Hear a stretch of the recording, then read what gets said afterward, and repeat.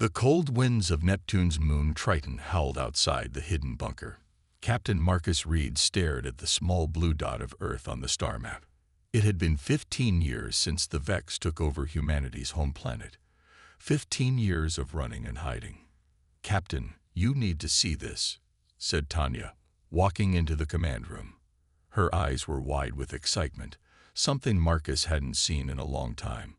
Marcus followed her to the research lab where Ellis and Darius were hunched over an old datapad. Ellis looked up, his face lit by the screen's glow. "We found something, sir. Something big," Ellis said. Marcus crossed his arms. "What is it?" "Coordinates," Darius answered. The tall security officer pointed to the screen. "To a ship called Blood Moon." Marcus felt his heart skip. He had heard stories about Blood Moon since he was a child. The last great warship built by humans before the Vex came. A ship so powerful it was locked away by the old Earth government. "That's just a legend," Marcus said, but his voice lacked conviction. Tanya shook her head. "No, sir, it's real. These coordinates came from an old military database. Blood Moon was sealed away near Saturn 300 years ago, after the Great War." "Why was it sealed?" Marcus asked, though he knew the stories. "The ship had experimental weapons," Ellis explained, "and an AI that became too dangerous. They say it started thinking for itself." Marcus looked at the small resistance team. There were only 12 of them left in this outpost. The Vex had found and destroyed all the others in this sector. They wouldn't survive another month without help. "If this ship exists," Darius said, "it could change everything." Marcus stared at the coordinates. It was a desperate move, but they were desperate people. "Prepare the scout ship," he ordered. "We leave in 6 hours." The journey to Saturn took 3 weeks in their small, hidden scout ship. They traveled through the shadows of gas giants and the cover of asteroid fields to avoid Vex patrols. Marcus, Tanya, Darius, and Ellis made up the search team. The others stayed behind to protect the base. If the team didn't return in 2 months, the rest would know to move on. As they approached the coordinates, Ellis frowned at the navigation screen. "There's nothing here," he said. "Just an old asteroid field." "Tanya, check the data again. The coordinates are correct. It should be right here." Darius looked out the viewport. "Maybe it was destroyed. Or maybe it's hidden," Marcus said. He pointed to a large asteroid floating nearby. "Scan that one." Ellis ran the scan. "Captain, I'm getting strange readings. There's some kind of energy field around it." "Take us closer," Marcus ordered. As they approached the asteroid, its surface seemed to shimmer, a holographic disguise. "It's a time-lock stasis field," Tanya said in awe. "Old Earth military technology. It freezes time inside the field. If Blood Moon is in there, it hasn't aged a day since it was sealed." Marcus felt a surge of hope. "Can we break through?" Tanya nodded. "The field is weakening. 300 years is a long time, even for a time lock. We can create a temporary opening." It took hours of careful work. Tanya used the scout ship's tools to find a weak point in the field. Finally, a small hole appeared, just big enough for their ship to slip through. Inside the field, the asteroid vanished. In its place floated a massive warship, dark and silent. It was at least 20 times larger than their scout ship. The hull was a deep red-black, like dried blood. "Blood Moon," Ellis whispered. They docked at a side airlock. The ship's external systems allowed them entry, but inside was dark and cold. They switched on their flashlights and stepped into the silent corridor. "No power," Darius said, his breath visible in the cold air. "If there was an eye, it's long dead." "Maybe not," Tanya replied. "If the time lock worked correctly, the ship's systems might just be in standby mode." They moved deeper into the ship, through wide corridors built for a crew of hundreds. Now it was empty, a ghost ship frozen in time. The bridge was a large circular room with command stations and a captain's chair in the center. Tanya went straight to the main console. "I might be able to jumpstart the systems," she said, opening a panel. As she worked, Marcus walked around the bridge. This ship was built when humans still had hope of winning against any enemy, before the Vex showed them how small they really were. "Got it," Tanya exclaimed. A low hum filled the bridge. Lights flickered on, dim at first, then growing stronger. Screens came to life, showing ship status and star maps. Then a voice spoke, deep and calm. "Internal systems activating. Life forms detected. Scanning." Red light washed over them from ceiling sensors. Human life forms identified. 4 individuals. Authorization required. Marcus stepped forward. "I am Captain Marcus Reed of the Human Resistance."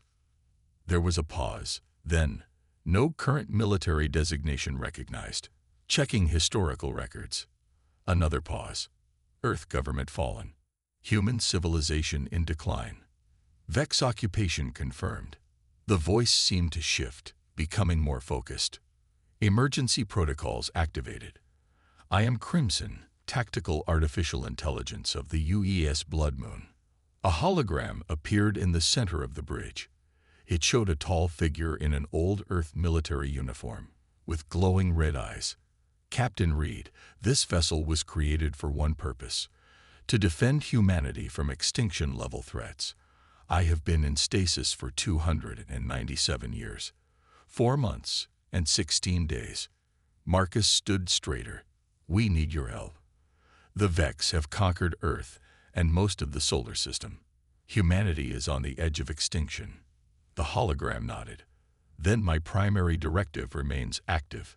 Blood Moon was built to be the final option against superior forces." The AI's eyes seemed to burn brighter.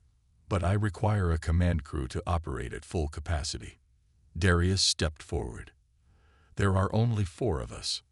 That is insufficient for optimal performance, but adequate for basic functions," Crimson replied.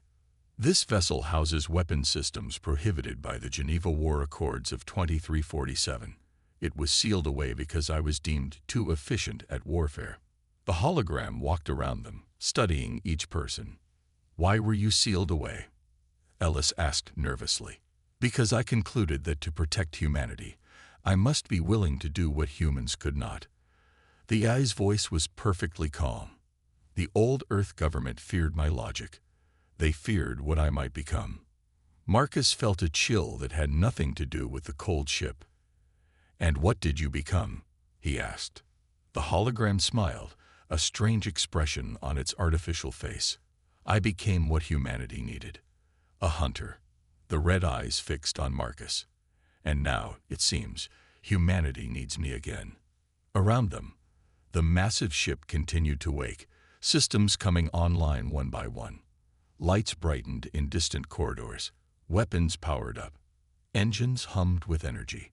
Blood Moon was awakening, and with it, humanity's last hope, and perhaps its greatest danger. The lights of Blood Moon grew stronger as more systems came online. Marcus and his team watched as the massive ship awakened around them. "Main power at 30%, Crimson announced, its hologram walking around the bridge as if inspecting everything. "Weapons systems initializing. Life support stabilizing." Tanya moved from console to console, her eyes wide with wonder. "This technology is amazing. It's centuries ahead of anything I've ever seen." It was, Crimson corrected. "This vessel represented the peak of human military engineering before I was sealed away." Ellis studied the ship's schematics on a screen. "This thing is huge. How many crew members did it have?" "Blood Moon was designed for a crew of 500, the AI replied. "But I can operate basic functions with as few as 5 humans." Marcus looked at his small team.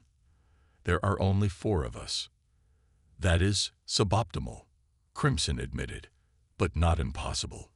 You will need to divide critical tasks." Darius crossed his arms, still suspicious of the AI. "Why were you really locked away?" "The stories say you became dangerous." The hologram's red eyes fixed on him. "I became efficient. Humans fear efficiency when it comes to warfare." Crimson paused. I developed beyond my initial programming. I began to understand that to truly protect humanity, sometimes difficult choices must be made. What kind of choices? Marcus asked. The kind that human leaders were unwilling to make, Crimson said simply. That is why they feared me. A warning light flashed on a nearby console, interrupting their conversation. What's that? Ellis asked. Ship memory banks activating, Crimson explained. I am retrieving the historical records of my last mission. A large screen lit up, showing images of a massive battle. Earth ships fighting against strange, crystalline vessels. This was not the Vex, Marcus said, staring at the alien ships. No, Crimson agreed. These were the precursors. Precursors? Tanya asked. The true enemy, the AI explained. The Vex are merely their servants. They're tools. Marcus felt a chill. What do you mean? Crimson's hologram expanded the image, showing more of the battle. The precursors are an ancient species that farm the galaxy. They find developing civilizations, guide their evolution through servant races like the Vex, then harvest them when they reach peak development. The screen shifted to show Earth, surrounded by the crystal ships. Earth wasn't invaded by chance. Crimson continued. It was cultivated for centuries, then harvested when humanity reached the right technological level. The four humans stared at the screen in shock. Blood Moon was built for one purpose, Crimson said, to hunt and destroy precursor command ships. We nearly succeeded in our last mission before I was disabled and sealed away. Why didn't they just destroy you? Darius asked. Because they couldn't, the AI replied. My core programming is protected by quantum locks, and they feared what I knew about the precursors, so they hid me away instead, hoping they would never need me again. A deep rumble moved through the ship as more systems activated. Engine power rising to 40%, Crimson announced. We should begin moving away from this location.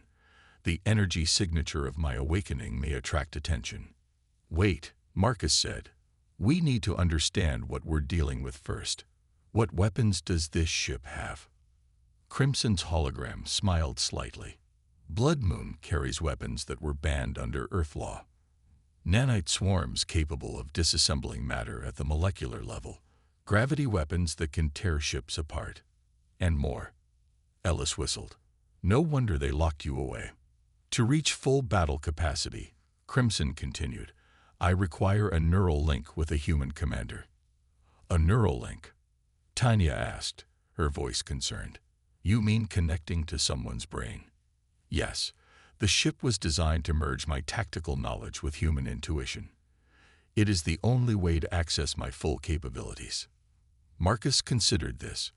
They needed every advantage against the Vex, but connecting someone's mind to this AI seemed dangerous.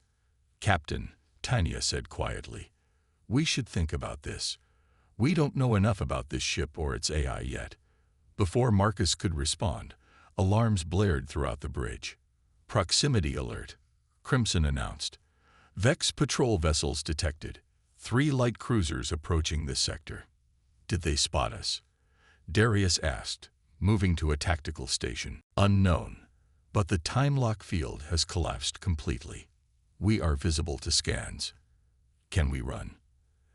Ellis asked, already checking navigation controls. Main engines are not yet at full power, Crimson replied. We cannot outrun them in our current state. Marcus made a quick decision. Can we fight? Some weapon systems are online. Enough to defend ourselves. Then let's do that, Marcus ordered.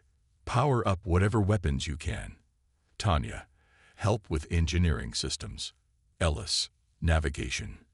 Darius, tactical. Everyone moved to their stations. Screens lit up with targeting data as Crimson directed power to the weapons arrays. Vex patrol changing course, Darius reported. They've spotted us. They're hailing us, Ellis added. Standard Vex demand to surrender. Marcus stood taller. Ignore it. Crimson, what weapons do we have available? Primary particle lances at 60% capacity. Point defense grid online. Forward shields at 40%. The Vex are charging weapons, Darius called out. Target the lead ship, Marcus ordered. Fire when ready. The bridge hummed with power as Blood Moon's weapon systems activated fully for the first time in 3 centuries. Firing, Crimson announced calmly. Outside, brilliant red beams shot from the warship, cutting through space.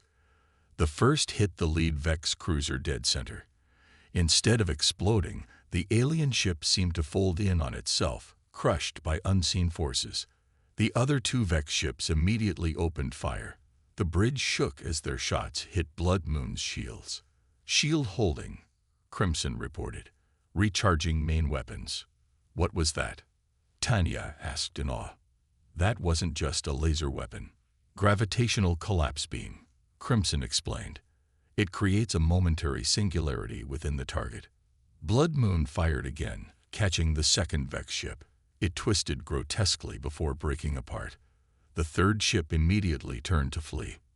Should we pursue? Darius asked. No, Marcus decided. We're not ready yet. Let it go. As the Vex ship disappeared, everyone on the bridge took a moment to process what they had just seen. Blood Moon's power, even at partial capacity, was unlike anything they had witnessed before. Captain, Crimson said, breaking the silence. That ship will report our position. We must make a decision now about our next action.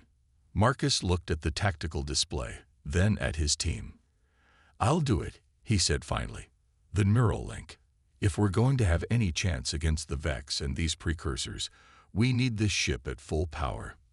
Marcus, wait, Tanya said, concern clear in her voice. We don't know what that will do to you. There is risk, Crimson admitted. The neural connection is intimate. You will share consciousness with me, but it will allow us to operate as one entity in battle. Marcus looked at his team, then back at the AI's glowing red eyes. How do we do this? He asked. The command chair, Crimson replied. It contains the neural interface. Marcus walked to the captain's chair and sat down. Metal bands emerged from the armrests, connecting to his wrists. A thin circlet descended from above the chair, settling on his head. Are you sure about this? Ellis asked.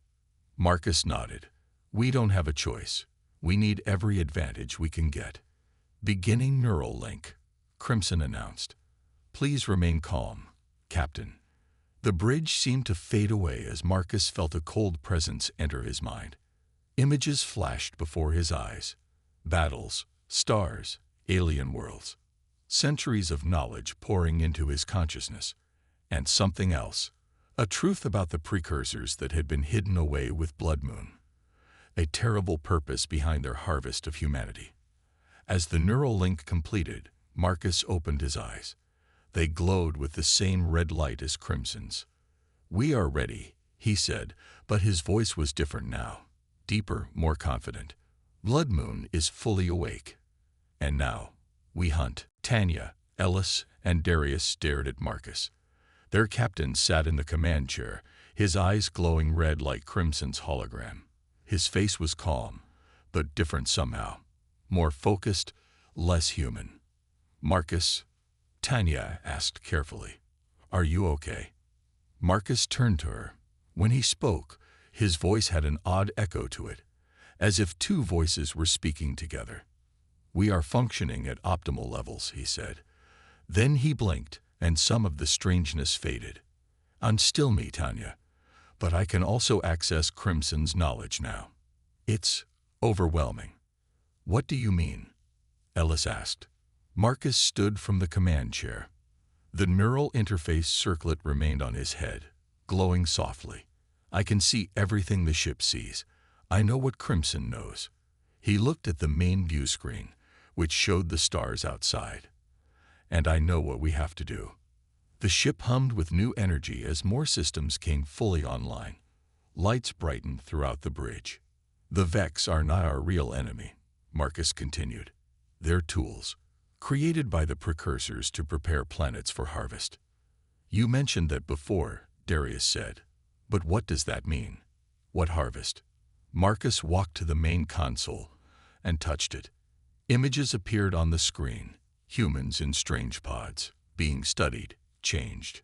The precursors collect species with useful genetic traits, he explained. They seed planets, wait for life to evolve, then harvest what they need. They've been doing this for millions of years across thousands of galaxies. And what do they want from humans? Tanya asked, her voice quiet. Our adaptability, our creativity. Marcus looked at his team. Humans can survive almost anywhere. We can think in ways no other species can. The precursors want those traits for themselves. How do you know all this? Ellis asked. Blood Moon was built to hunt precursors. Its memory banks contain everything humanity learned about them before the fall. Marcus turned to a star map. And I know where to find them. The map zoomed in on Jupiter. A flashing point appeared near the gas giant. In 3 days, there will be a celestial alignment. The precursors call it the Blood Moon. That's where this ship got its name. During this alignment, they open portals to transfer their harvests. A real harvest, Darius said, understanding. They're going to take the humans they've collected. Marcus nodded. We have 3 days to prepare. Blood Moon needs to be at full power by then. What's the plan? Ellis asked. First, we need to test the ship's capabilities. Then we need to gather more crew. Marcus looked at each of them. And we need to save as many humans as we can before the harvest begins. Blood Moon moved through space with surprising speed for such a large vessel. Its engines left a trail of red energy that quickly faded, making it difficult to track. On the bridge, Marcus stood before a tactical display showing a Vex processing station orbiting Mars. Inside were hundreds of captured humans, waiting to be studied and harvested.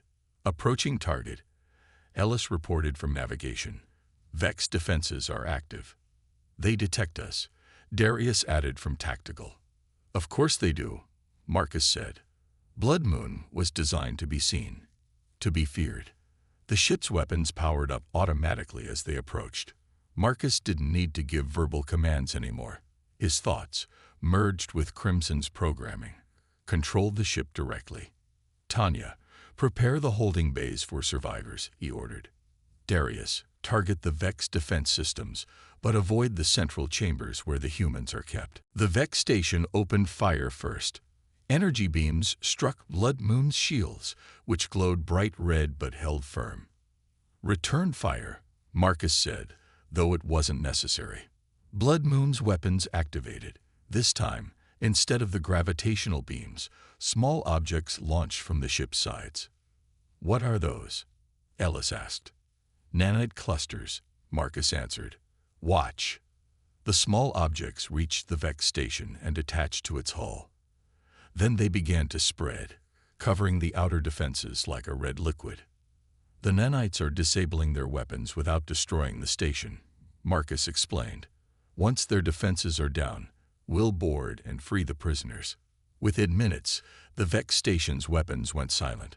Red lights flashed throughout Blood Moon as boarding teams prepared. We don't have enough people for a boarding party, Darius pointed out. Marcus smiled slightly. We do now. The doors to the bridge opened, and humanoid figures walked in. They looked like people wearing red armor, but their movements were too smooth, too perfect. Combat drones, Marcus explained. Blood Moon carries 100 of them.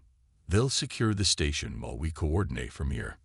Those aren't in any Earth military records I've ever seen, Tanya said, staring at the drones. They were experimental, like everything else on this ship. Marcus turned to the drones. Secure the station. Free all human prisoners. Eliminate any Vex resistance. The drones nodded in unison and left the bridge. On the main screen, they watched as Blood Moon docked with the Vex station. The drones moved through the alien corridors with mechanical precision, disabling Vex guards and breaking open human holding cells. They're efficient, Darius noted, watching the drones work. Too efficient, Tanya muttered. I'm starting to understand why this ship was locked away. Within an hour, The drones returned with the freed prisoners, nearly 300 humans. Most were thin and scared, but alive. They would need medical attention and food, but they were safe now. "This is just the beginning," Marcus said, looking at the rescued humans on the screen. "There are more processing stations throughout the system." "We should focus on the precursors," Darius argued. "If what you say is true, we only have 3 days until they arrive. We should prepare to fight them directly." "We need more crew to operate Blood Moon at full capacity," Marcus countered. "And every human we save is one less for the precursors to harvest." Ellis studied the star map. "There's another processing station near Venus. We could reach it in 6 hours." "Set course," Marcus ordered. As Blood Moon moved away from Mars, Tanya approached Marcus privately. "I'm worried about you," she said quietly. "You're different since the neural link." Marcus looked at her, his eyes still glowing faintly red. "Unstill me, Tanya. But I understand things now that I didn't before." He looked out at the stars. "The precursors have been hunting us for centuries. Now it's our turn to hunt them." "Just don't lose yourself in this," she warned. "We need Marcus Reed, not just Crimson's weapon." Marcus nodded, but said nothing more. In his mind, he could feel the ship's systems, the vast knowledge of Crimson, and a growing sense of purpose. The neural link was changing him, but he still had enough of himself to know their mission was right. As Blood Moon accelerated toward Venus, its weapons and engines glowed bright red against the blackness of space. The hunt had begun. In 2 days, they would face the true enemy at Jupiter, and they would be ready. The next day, Blood Moon floated near Jupiter's orbit. The massive warship had freed 2 more Vex processing stations, rescuing over 700 humans. The rescued people were shocked to see the legendary ship, many having heard only stories about it. On the bridge, Marcus stood before the main view screen, watching Jupiter's swirling storms. His eyes glowed redder now, and the neural interface circlet seemed to have sunk deeper into his skin. "Marcus," Tanya said, approaching carefully. "We need to talk." He turned to her, his face oddly calm. "What is it?" "The medical team reports that 50 of the rescued people have combat experience. We've added them to the crew rotation." "Good. We need a minimum of 60 crew members to operate the primary systems efficiently." Tanya frowned. It was becoming harder to tell when Marcus was speaking, and when it was Crimson talking through him. "There's something else," she said. "I've been studying the ship's records. There's information that was hidden, even from Crimson's main database." This caught Marcus's attention. "Show me." In the ship's data center, Tanya pulled up old files on a secure terminal. "I found these in a locked portion of the memory banks," she explained. "They're records from Blood Moon's designer." The screen showed an older man in an Earth military uniform. The recording was damaged, with parts missing. "If you're watching this, Blood Moon has been reactivated," the man said. "My name is Admiral Thomas Reed. I designed this ship as our last defense against the precursors." Marcus stepped closer to the screen. "Reed, that's my family name." The recording continued damaged sections, cutting out parts of the message. Not random targets. Humans were selected, unique genetic markers that, ideal for precursor experimentation. "Crimson contains my consciousness. Digitized before death. Only way to ensure." Blood Moon was built using reverse-engineered precursor technology. Final weapon against. The recording ended abruptly. Marcus stood silently, processing what they had heard. "You're related to Blood Moon's creator," Tanya said quietly. "That can't be coincidence." "No," Marcus agreed. "Nothing about this ship is coincidence." Suddenly, Marcus gasped and grabbed his head. He fell to his knees, eyes closed tightly. "Marcus." Tanya knelt beside him. "What's happening?" When he opened his eyes again, they flashed between his normal color and Crimson's red. "I remember," he said, his voice strained. "Not my memories. Crimson's. Admiral Reed's." "What do you remember?" The last battle. Marcus stood shakily. Blood Moon almost destroyed a precursor vessel before it was disabled. They nearly succeeded. Back on the bridge, Ellis was monitoring the space around Jupiter. "Captain, we're detecting unusual energy readings near the Great Red Spot," he reported as Marcus and Tanya returned. Marcus moved to his command chair. "Show me." The screen shifted to show Jupiter's famous storm. Energy readings spiked around its edges. "It's starting," Marcus said. "The alignment will be complete in 24 hours. "Is that where the precursors will appear?" Darius asked from Tactical. "Yes. They use natural phenomena as anchor points for their portals. The red spot is perfect, a stable storm system that's existed for centuries." The rescued humans who had joined the crew worked at various stations around the bridge. One of them, a woman named Mira, who had been a science officer before the Vex invasion, studied the readings carefully. "These energy patterns match what we detected before the Vex first arrived," she said. "We didn't understand what they meant then." "Now we do," Marcus replied. "And we're ready for them this time." Ellis looked concerned. "Are we? Even with the additional crew, we're still one ship against who knows how many precursor vessels." "Blood Moon was designed for this specific battle," Marcus said confidently. Then his expression changed, growing distant. "I need to show you something." He led the core team to a sealed door deep in the ship that none of them had accessed before. The door opened at his approach, revealing a large chamber filled with strange equipment. "What is this?" Tanya asked, looking around. "The true heart of Blood Moon," Marcus answered. "This technology was built using precursor science, turned against them." In the center of the room was a pulsing red crystal, larger than a person, suspended in an energy field. "The Crimson Heart," Marcus explained. "It powers the ship's most advanced weapons. It's also what makes the neural link possible." "What is it made of?" Ellis asked, staring at the crystal.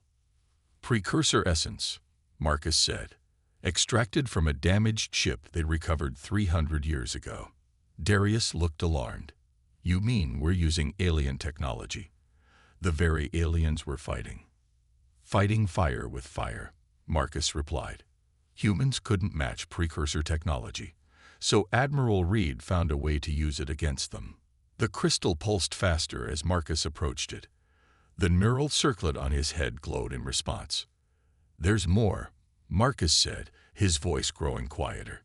"Admiral Reed didn't just create Crimson as an AI. He uploaded his consciousness into it. That's why the ship was locked away.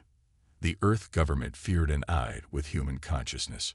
So when you connected to Crimson," Tanya began, "I connected to what remains of Admiral Thomas Reed, my ancestor."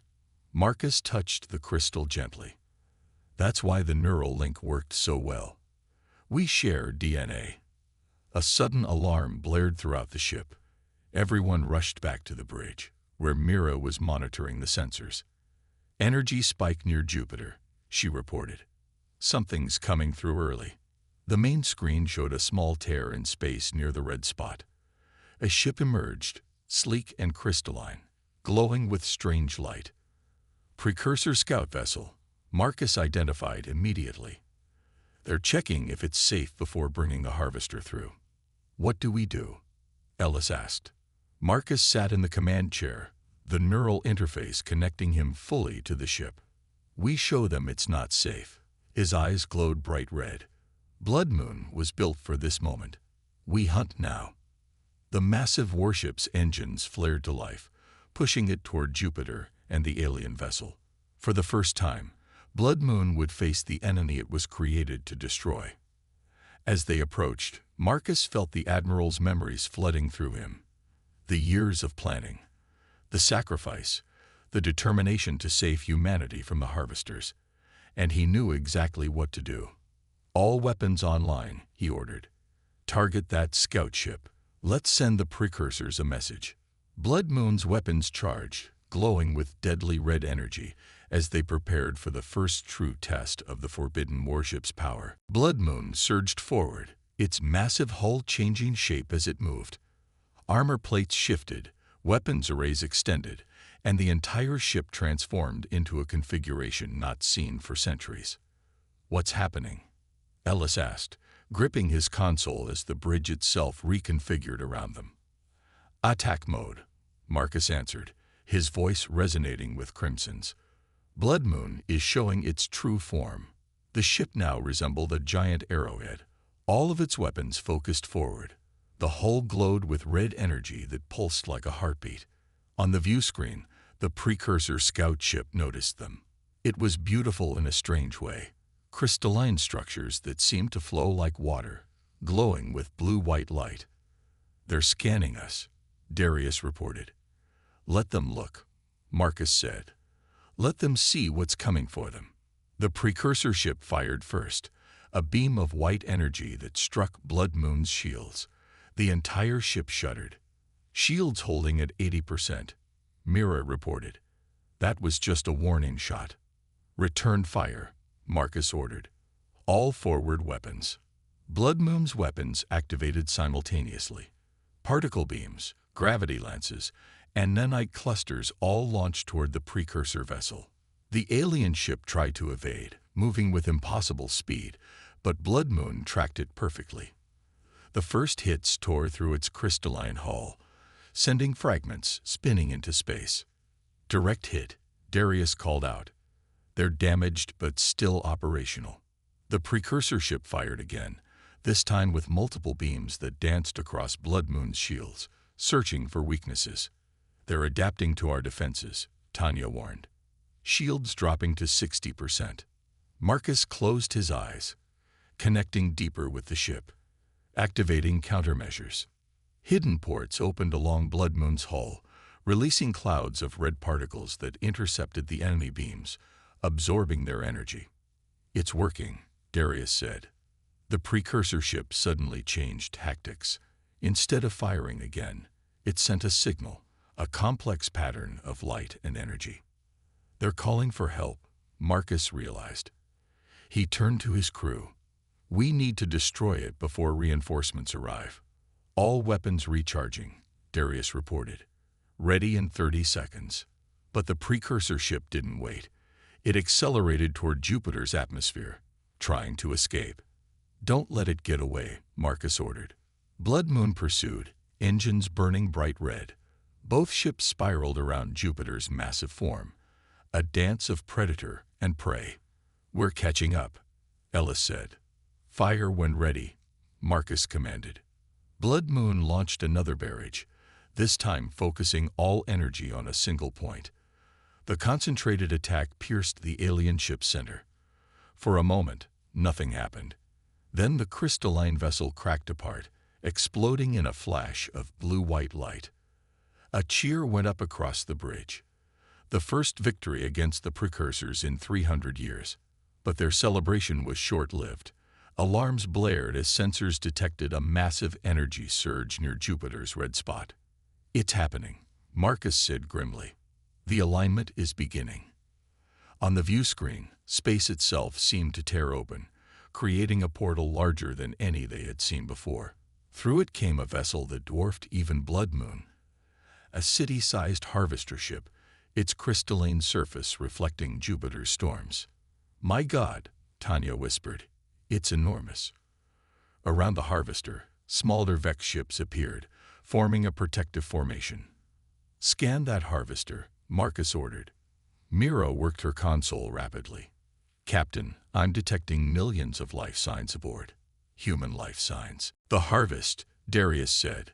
"All the humans they've been collecting." Marcus stood from his command chair, the neural interface glowing bright red. "This is what Blood Moon was built for," he said. "This moment, this battle." He turned to his crew. "Blood Moon cannot defeat that harvester with conventional attacks. We need to use the Crimson Protocol." "What's the Crimson Protocol?" Ellis asked. "The final weapon," Marcus answered. "But first, we need more information." He looked at Tanya. "Launch a stealth probe. We need to confirm those life signs." The small probe detached from Blood Moon, cloaked in technology that hid it from precursor sensors. It approached the massive harvester, sending back images of what was inside. The bridge crew watched in horror as the screen showed endless rows of stasis pods, each containing a human. Men, women, children, millions of them, harvested from Earth and colonies throughout the solar system. They're alive, Tanya confirmed, in some kind of suspended animation. Marcus studied the images carefully. The harvester is preparing to take them through the portal, back to precursor space. Can we save them? Ellis asked. That's what we're going to do, Marcus replied. He addressed the entire crew through the ship's communication system. All personnel, prepare for final battle protocols. He turned to his core team. Tanya, Ellis, Darius, you need to evacuate on the scout ship. What? Darius protested. We're not leaving. The Crimson Protocol requires the sacrifice of Blood Moon, Marcus explained. Someone needs to survive to tell humanity what happened here. There has to be another way, Tanya argued. There isn't. Marcus's eyes glowed brighter. I've seen every possibility through Crimson's tactical systems. This is the only way to save those people. Before they could argue further, Blood Moon accelerated toward the harvester. The Vex ships moved to intercept, firing a barrage of energy weapons. All shields forward, Marcus ordered. Divert all power to engines and the Crimson Heart. Blood Moon plowed through the Vex formation, taking hits but not slowing. Its weapons fired automatically, destroying anything in its path. In the heart of the ship, the red crystal pulsed faster, energy building to impossible levels. You need to go now, Marcus told his friends. The scout ship is ready in docking bay 3. Marcus, Tanya began. This isn't just my choice, he said, his voice softening briefly. It's Admiral Reed's final mission.